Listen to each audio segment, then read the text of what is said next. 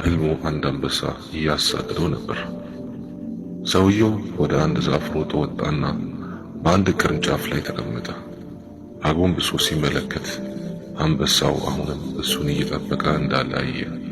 ከዚያም ሰውየው አይኑን ሲመልስ የተቀመጠበት ቅርንጫፍ ከዛፉ ጋር ከተያያዘበት አጠገብ ሁለት አይጦች ዙሪያውን እየዞሩ ቅርንጫፉን ሲቦረቡሩ አየ።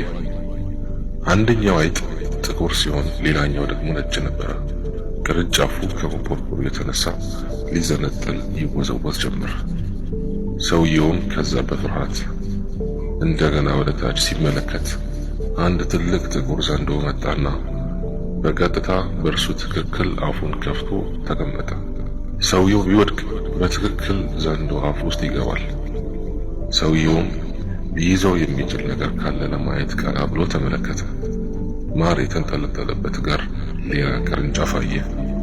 ማሩ እየተንጠባጠበ ይወርድ ነበር። ሰውየው አንዱን ጠብታ ለመቅመስ ፈለገ። አፉን በመክፈትም ከሚወርደው የማር ጠብታ አንዱን ቀመሰ። የማሩ ጣዕም የሚገርም ነበር። ስለዚህ ሌላ ጠብታ ለመቅመስና ለመደጋገም አንጋጦ መጠበቅ ጀመረ። ሁለቱ አይጦች ስለሚቦረቡሩት ቅርንጫፍ፣ መሬት ላይ ዛፉን ስለሚዞረው አንበሳና በእርሱ ስር አፉን ከፍቶ ስለተቀመጠው ዘንዶ የማር ጠብታው ጥፍጥና አስረሳው። በድንገት ቅርንጫፉ ተሰበረና ሰውየውም ወደቀ። በዚህም ጊዜ ባተተና ከእንቅልፉ ነቃ።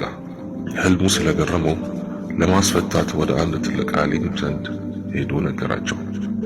ዓሊሙም እንዲህ ሲሉ ህልሙን ፈቱለት። ያየኸው አንበሳ ሞትህ ነው። እሱ ሁል ጊዜ ያሳድድሃል እና በሄድክበት ሁሉ ይሄዳል።